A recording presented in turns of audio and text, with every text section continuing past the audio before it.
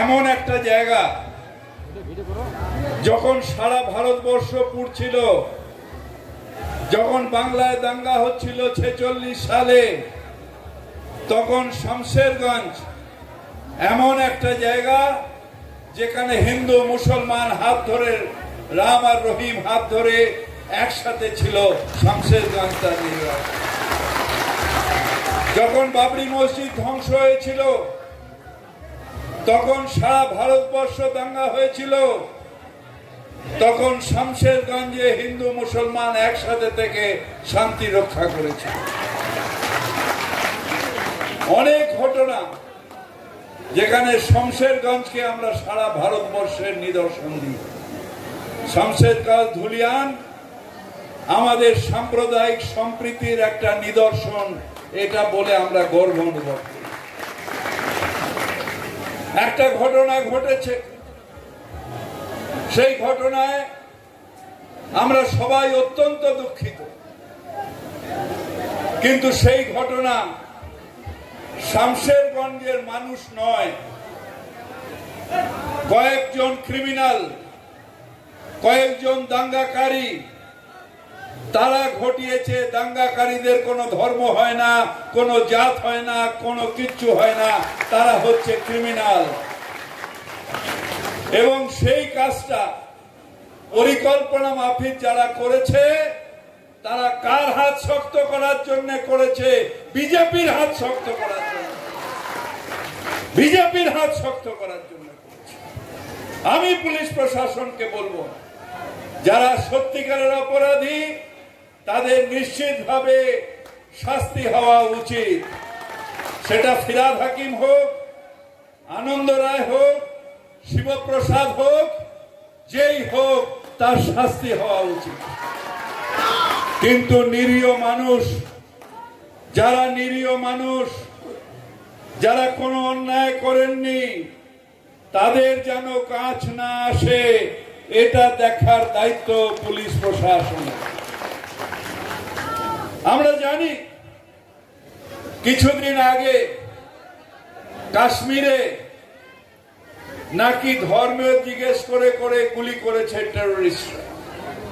Terrorist কারা? যারা মানুষকে খুন করে তারা নিশ্চিতভাবে ইসলাম মানে না। যারা রাগ করেন তারা ইসলামের বিরুদ্ধে। যাদের মধ্যে সহন শক্তি নেই তারা ইসলাম মানেন না। টেরোরিস্ট কারা? যারা অন্যায়ভাবে নিরীহ মানুষকে খুন করেন, তারা অন্যায়। আমাদের নবী শিখিয়েছেন, যুদ্ধের সময়ও হাত থেকে তলোয়ার পড়ে গেলেও নবীর হুকুম ছিল যে তার যে প্রতিপক্ষ তার বিরুদ্ধে তলোয়ার নামিয়ে দিতে হবে। এটা আমাদের ইসলাম শেখায়, কোন নিরীহ মানুষকে মানা শেখায় না। আর যারা ধর্ম জিজ্ঞেস করে যারা খুন করে, তারা প্রত্যক্ষভাবে কাকে সাপোর্ট করছে? যারা সাম্প্রদায়িক সম্প্রীতিটাকে সামনে রেখে চলে, যারা বলে যে আমরা সবাই হিন্দু, মুসলিম, শিখ, ইসাই, আমরা সবাই ভাই ভাই একসাথে শান্তিতে থাকতে চাই, তার বাণী। চলে এলেন যেই প্রশাসন দাঙ্গা ঠান্ডা করে দিল, পরের দিন নেতারা চলে এলেন, লাফিয়ে লাফিয়ে এলেন, মালদায় ক্যাম্পে যাচ্ছেন, ওইখানে যাচ্ছেন, ওখানে যাচ্ছেন। হিন্দু হিন্দু হিন্দু সেন্টিমেন্ট না। যে মারা গেছে, মানুষের হত্যা হয়েছে, এবং যে মেরেছে সে হত্যাকারী, আর যে মারা গেছে সে মানুষ। এখানে হিন্দু মুসলমান নয়, এখানে মানুষ, সবার উপরে মানুষ সত্য, তাহার উপরে নাই। আর এরা বিজেপির লাপাতে শুরু করেছে, মনে হচ্ছে শামশেরগঞ্জ নিয়ে নেবে। আরে এখানে শুধু আমিরুল একটা নিদর্শন দিয়েছে, দেখতে পাচ্ছি না, মাথা শেষ কথা। ছেড়ে দিন ছেলেদের, শুধু মায়েরা এত এসেছেন, বোনেরা এত এসেছেন, শুধু আপনারা যদি দাঁড়িয়ে থেকে ভোট দিয়ে দেন, বিজেপি ভুস ভুস হয়ে যাবে। এখানে ভেবেছিল যে হঠাৎ একটা দাঙ্গা হয়েছে, এই যেন থিনারের রুট বিস্কুট, আমি তো এমনি এমনি খাই। আরে আমিরুল নেতা হয়েছে, ডেভিড নেতা হয়েছে, আমাদের মইনুল বা জাকির সাহেব বা আমাদের এরা এমনি এমনি নেতা হয়ে যায়নি। মান্নাদের একটা কথা আছে, কফটা চোখের জল ফেলেছো যে তুমি ভালোবাসবে, কটা মানুষের উপকার করেছো, কজনের জন্য হাসপাতালে দৌড়েছো, কজনের বিপদে পাশে দাঁড়িয়েছো যে মানুষ তোমাকে বিশ্বাস করবে। মানুষ বিজেপি তোমাকে বিশ্বাস করে না। তবে আমার একটা দুঃখ আছে জানেন, বাংলায় ভাবি, সেই বাংলাকে অপমানিত করো। কি করতে হবে? উড়িষ্যায় যখন আমাদের এখান থেকে মানুষ যায়, তাদের হেনস্থা করে আটকে রাখো। দিল্লিতে কলোনি যেখানে কিছু বাঙালি থাকে, ছোট্ট বাচ্চাদের মতন, তাদের জল পানি সব বন্ধ, তাদের বাঙালি বলে বাংলাদেশি বলে আটকে রাখা হয়েছে। আর অনেক জায়গায় বিএসএফ কলার ধরে নিয়ে পুশআপ করছে। তোর বাপের জমিদারি, তোদের বাপের জমিদারি। যদি কাউকে বাংলাদেশি করতে হয়, তাকে অ্যারেস্ট করতে হবে, পুলিশের হাতে দিতে হবে, কোর্টে তুলতে হবে। আইনে কোথাও পুশব্যাক পুশআপ পুশিন নেই। কোর্ট ঠিক করবে কি করবে। এই যেন মনে হচ্ছে মোদির জমিদারি চলছে, ভারতবর্ষ চলছে না। অমিত শাহ জমিদারি চলছে, ভারতবর্ষ চলছে না। আরে এগুলো যেগুলো আছে এখানে, এদের নিয়ে কি বলবো? এরা তো ছাগলের থার্ড বাচ্চা। এই আস্তে আস্তে দেখলাম না ডেভিডের আমি আসছিলাম, দেখলাম ছাগল মা তার দুটো বাচ্চা দুধ খাচ্ছে, আর 3 নম্বর বাচ্চা ট্রিং ট্রিং ট্রিং ট্রিং করে লাফাচ্ছে। এইখানকার যেগুলো, সেগুলো হচ্ছে ছাগলের থার্ড বাচ্চা। এসে টাং টাং টাং টাং। কোথায়? এখন তো পরিবারগুলোকে দেখছিস না, এখন তো শামশেরগঞ্জের পরিবারদের দেখছিস না। তাদের রিবিল্ডিং এর ব্যবস্থা কে করে দিয়েছে? মমতা ব্যানার্জি করে দিয়েছে। তাদের কিভাবে জীবিকা চলবে কে করে দিয়েছে? মমতা ব্যানার্জি করে দিয়েছে। আর শুধু ওই সেদিনও এয়ারপোর্টেও ভুলে গেছিলাম বলতে, এয়ারপোর্টে ছবি তোলা পর্যন্ত রয়েছে, হিন্দু হিন্দু করে ছবি তুলছে। তারপর ওই যে চলে গেল শ্মশান পর্যন্ত, আমি আর অরূপ বিশ্বাস গেছিলাম বাড়ি যাওয়া নিয়ে এসে শ্মশান পর্যন্ত। তাদের একজনের ছেলে আর একজনের মেয়ে, তাদের সবাইকে নিয়ে শ্মশান পর্যন্ত করে আবার বাড়ি পৌঁছে দেওয়ার দায়িত্ব আমার। যখন ঝন্টু শেখের বডি এলো, বাবা হিন্দু নয়, যেতে পারবে না। আমরা গেছিলাম, সেখান দিয়ে নদিয়া গেছিলাম। ধন্যবাদ জানাই মুখ্যমন্ত্রী মমতা বন্দ্যোপাধ্যায়কে যে তাকে ভারত সরকার কোন সহায়তা করেনি। টেরোরিস্টদের সাথে লড়তে লড়তে সে প্রাণ হারিয়েছে, কোন সাহায্য করেনি। তার চাকরির ব্যবস্থা করে দিয়েছেন আমাদের মুখ্যমন্ত্রী মমতা বন্দ্যোপাধ্যায়। তাই এই পরিস্থিতির মধ্যে আমরা রয়েছি। ডিভাইড এন্ড রুল, হিন্দু মুসলমান ভাগ, সেইটাকে সাপোর্ট করছে। খুঁজতে হবে এই টেরোরিস্টরা কারা, এই টেরোরিস্টরা আসলে কারা। পাকিস্তানও যা কাজ করছে আমার দেশ নয়, আমার দেশ ভারতবর্ষ। এই ভারতবর্ষের মাটিতে আমি জন্মেছি, এই ভারতবর্ষের মাটির আনাজ খেয়ে বড় হয়েছি। আর যেদিন আমার মৃত্যু হবে ইনশাআল্লাহ তাআলা এই ভারতবর্ষের 6 ফিট মাটিতে আমার কবর হবে, আমি এই ভারতবর্ষের মাটিতে বিলীন হয়ে যাব। তাই পাকিস্তান ভারতবর্ষের শত্রু, আমাদেরও শত্রু, আমরা তাদের শত্রু হিসেবে করি। কিন্তু যখন এয়ারপোর্টে সেই সব নিরীহ মানুষের দেহ এলো, তখন দেখলাম বিজেপির নেতারা হিন্দু শহীদ করে তাদের যে এজেন্ডা, সেই এজেন্ডা পূরণ করার চেষ্টা করলো। মাথা ঢুকছে সেই এর মধ্যে হিন্দু শহীদ।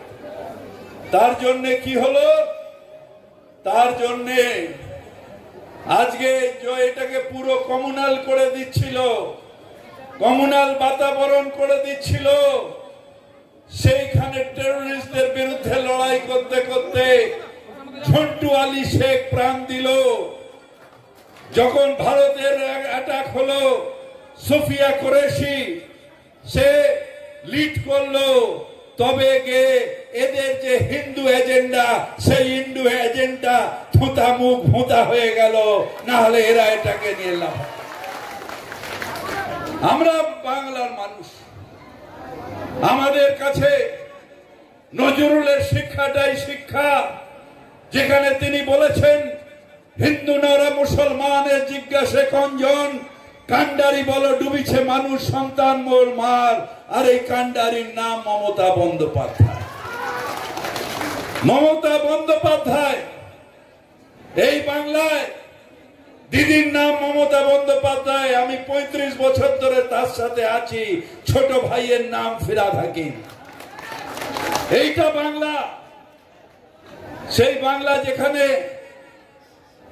ঠাকুর শ্রী শ্রী রামকৃষ্ণ তিনি বলে গেছেন যত মত তত পদ। একজন সারা জীবন কালীর পুজো করেছেন, মসজিদে গেছেন, মৌলানার কাছে নামাজের শিক্ষা নিয়েছেন, চার্চে গেছেন, গিয়ে সেখানে পাদ্রীর কাছে প্রেয়ারের শিক্ষা নিয়েছেন, বেরিয়ে এসে বলেছেন যত মত তত পথ। এইটা হচ্ছে ঠাকুর শ্রী শ্রী রামকৃষ্ণের বাংলা, চৈতন্যের বাংলা, যেখানে বলেছ মেন বেড়েছ কলসির কানা, তাই বলে কি প্রেম দেব না। শামসেরগঞ্জ, এরপরে যাবো হাওড়া, কালকে এদিক ওদিক দৌড়া। আমাদের সবারই ভাগ্যে তাই। সেই জন্য আমাদের কি হয় জানেন, যে রংগুলো সব কালো হয়ে যায়, সব কেলো কেলো হয়ে যায়। একটাও রুবিনা মেয়ে আলাদা কথা, বাদ বাকি সব একটাও ফর্সা দেখবেন সব কালো। আর বিজেপি করছে এমনি কোনো কাজ নেই, সন্ধ্যেবেলা সব টিভি আলাদা কেনা আছে, দুপুরবেলা ঘুমিয়ে বেশ গাল ফাল ফুলে গেল যাতে টিভিতে ভালো আসে, তারপরে চোখে একটু সুরমা লাগালো, চোখ কালো যেন বড় বড় দেখে, তারপর বুকে পড়ার ফড়ার লাগিয়ে টিভিতে গিয়ে বসে গেল। না না না, মমতা ঠিক করছে না। আরে মমতা তো বেগম হয়ে গেছে, মমতা ঠিক করছে না। আচ্ছা, মমতা লক্ষ্মীর ভান্ডার দিয়েছে, ঠিক করেনি কি? আপনাদের ঠিক করেনি তো? ওখানের মধ্যে হিন্দু মুসলমান নেই, কিন্তু সবাই পাবে। স্বাস্থ্য সাথী দিয়েছে, ঠিক করেনি। রূপশ্রী দিয়ে মেয়েদের বিয়ের ব্যবস্থা করেছে, ঠিক করেনি। ওই কি বলে, ওই কন্যাশ্রী দিয়েছে গরিব মেয়েদের পড়ার জন্য, ঠিক করেনি। না না না, কৃষক বন্ধু দিয়েছে, মমতা ঠিক করেনি। আচ্ছা, যে টিভি দেখছে সে কিন্তু মনে মনে গাল দিচ্ছে, পাওয়া যায় না কিছুতে। আর টিভিতে গিয়ে নেতা হয়েছ, হ্যাঁ, টিভিতে গিয়ে নেতা হয়েছ, কিন্তু ওর তো কিছু যায় আসে না।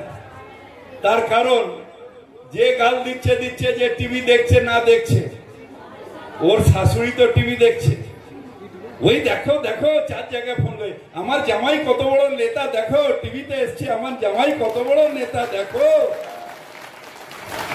আবার ওর শালি, বিজেপির নেতা শালি বলছে ওর বরকে, ব্যাংকের কেরানি হয়েছে, দেখো আমার জামাই বাবু কত বড় নেতা দেখো, টিভিতে দেখো। এই অবস্থায় দাঁড়িয়ে রয়েছে বাংলার বিজেপি, এই অবস্থায় দাঁড়িয়ে আছে বাংলার বিজেপি। আছে মমতা ব্যানার্জি থাকবে। ৭৫ হয়ে গেছে, এখন আরএসএসই বলছে ফুটে যা ফুটে যা ফুটে যা, আর রাস্তার লোকও বলছে ফুটে যা ফুটে যা ফুটে যা। আর আরেকটা দল, আমরা সবাই একটা সময় কংগ্রেস করতাম, আমিও করতাম, মমতা ব্যানার্জিও করতাম, কিন্তু সিপিএম এর বিরুদ্ধে লড়াই করতে গিয়ে কোথাও আপোষ করলো। এখন তো একসাথে দুটো ল্যাংড়া একসাথে আসে, স্ক্র্যাচ নিয়ে এরম করে এখানেও এসে ভোট কাটার জন্য আসে। আচ্ছা, আপনারা যদি ভোট কেটে যায়, কংগ্রেস বা সিপিএম সরকার তৈরি করতে পারবে? সুবিধা কার হবে? তাই বিজেপি কে হটাও, বাংলা বাঁচাও। বিজেপি হটাও, বাংলা বাঁচাও। আমাদের লড়াই বিজেপির বিরুদ্ধে লড়াই, আমাদের লড়াই যারা বিজেপির হয়ে ভোট করবে তাদের বিরুদ্ধে লড়াই, যারা বিজেপিকে সাহায্য করবে তাদের বিরুদ্ধে লড়াই। আমাদের লড়াই সাম্প্রদায়িকতার বিরুদ্ধে লড়াই। হিন্দু মুসলিম শিখ ইসাই হাম সব হ্যায় ভাই ভাই, একসাথে থাকতে চাই, একসাথে থাকবো। ইলেকশনের আগে যদি আমিরুল বলে আবার আসবো, কিন্তু এখন যেটা বলি, 21 তারিখ যদি এইটা শুধু ট্রেলার হয়, শুধু শামশেরগঞ্জের একটা ছোট্ট এলাকা যদি ট্রেলার হয়, তাহলে যখন এরকম সব এলাকা যাবে তখন কলকাতার রাস্তায় আর জায়গা হবে না। তখন এত বড় এমপি সে হয়তো স্টেজে ওঠার জন্য বলবো আমাকে যেতে দেন, আমি এমপি আছি, যেতে দেন।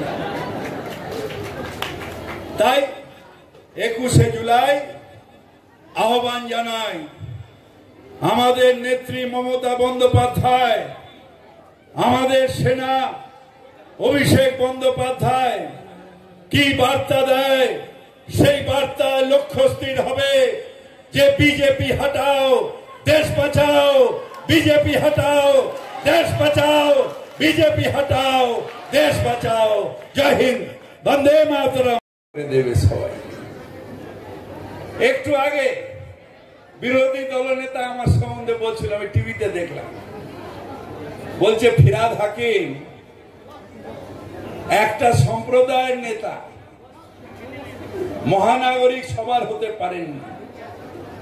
আমি বললাম ভুলে গেলে সেই দিনটা যখন আসতে আমার পাড়ায়, যখন তৃণমূল কংগ্রেস করতে পাল্টি হওনি, সেই সময় চেতলা অগ্রণী ক্লাবের পুজো দেখতে আসতে ভুলে গেলে।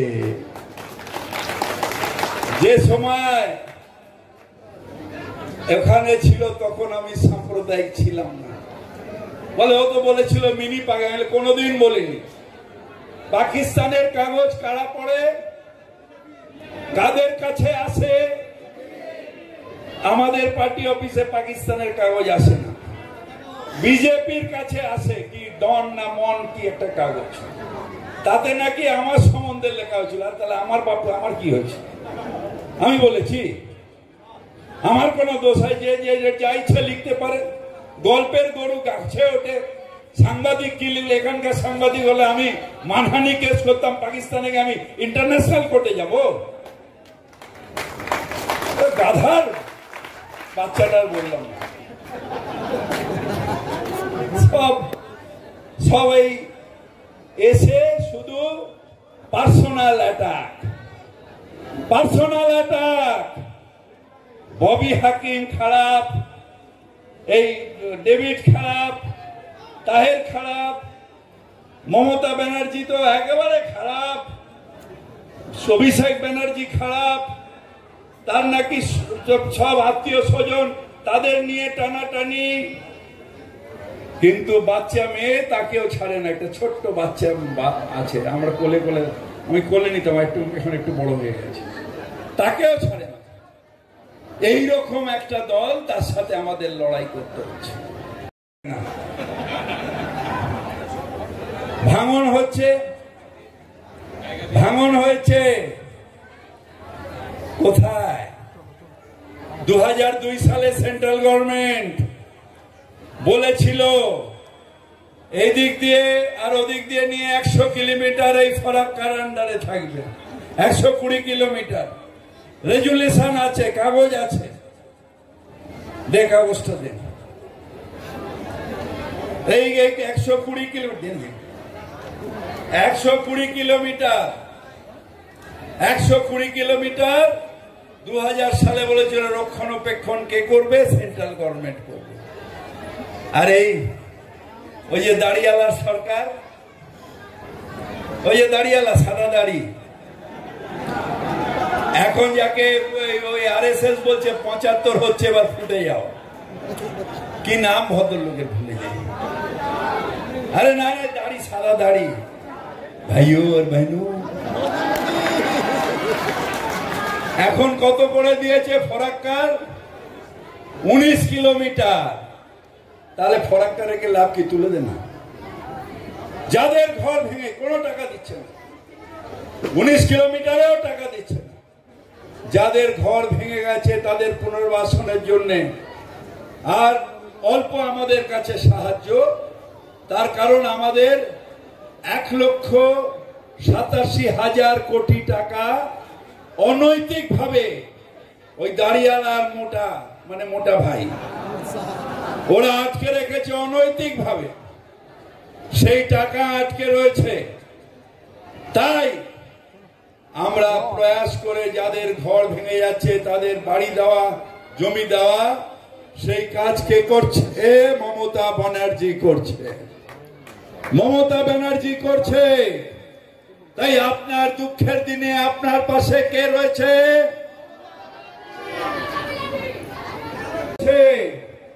তাই আপনার দুঃখের দিনে আপনার পাশে কে রয়েছে? মমতা ব্যানার্জি আছে। তাই মমতা ব্যানার্জি ছিল, মমতা ব্যানার্জি আছে, মমতা ব্যানার্জি 75 হয়ে গেছে। এখন আরএসএস বলছে ফুটে যা, ফুটে যা, ফুটে যা। আর রাস্তার লোকও বলছে ফুটে যা, ফুটে যা, ফুটে যা। আর আরেকটা দল, আমরা সবাই একটা সময় কংগ্রেস করতাম, আমিও করতাম, মমতা ব্যানার্জিও করতাম, কিন্তু সিপিএম এর বিরুদ্ধে লড়াই করতে গিয়ে কোথাও আপোষ করলো। এখন তো একসাথে দুটো ল্যাংড়া একসাথে আসে, স্ক্র্যাচ নিয়ে এরম করে এখানেও এসে ভোট কাটার জন্য আসে। আচ্ছা, আপনারা যদি ভোট কেটে যায়, কংগ্রেস বা সিপিএম সরকার তৈরি করতে পারবে? সুবিধা কার হবে? তাই বিজেপি কে হটাও, বাংলা বাঁচাও। বিজেপি হটাও, বাংলা বাঁচাও। আমাদের লড়াই বিজেপির বিরুদ্ধে লড়াই, আমাদের লড়াই যারা বিজেপির হয়ে ভোট করবে তাদের বিরুদ্ধে লড়াই, যারা বিজেপিকে সাহায্য করবে তাদের বিরুদ্ধে লড়াই। আমাদের লড়াই সাম্প্রদায়িকতার বিরুদ্ধে লড়াই। হিন্দু, মুসলিম, শিখ, ইসাই हम सब है भाई भाई, একসাথে থাকতে চাই, একসাথে থাকব। ইলেকশনের আগে যদি আমিরুল বলে আবার আসবো, কিন্তু এখন যেটা বলি 21 তারিখ যদি এইটা শুধু ট্রেলার হয়, শুধু শামশেরগঞ্জের একটা ছোট্ট এলাকা যদি ট্রেলার হয়, তাহলে যখন এইরকম সব এলাকা যাবে তখন কলকাতার রাস্তায় আর জায়গা হবে না। তখন এত বড় এমপি সে হয়তো স্টেজে ওঠার জন্য বলো আমাকে যেতে দেবে না। তাই 21শে জুলাই আহ্বান জানাই আমাদের নেত্রী মমতা বন্দ্যোপাধ্যায়, আমাদের সেনা অভিষেক বন্দ্যোপাধ্যায় কি বার্তা দেয়, সেই বার্তায় লক্ষ্য স্থির হবে যে বিজেপি হটাও, দেশ বাঁচাও, বিজেপি হটাও, देश बचाओ, बीजेपी हटाओ, देश बचाओ। जय हिंद, वंदे मातरम। तृणमूल कांग्रेस जिंदाबाद, ममता बनर्जी जिंदाबाद। আমিরুল ইসলাম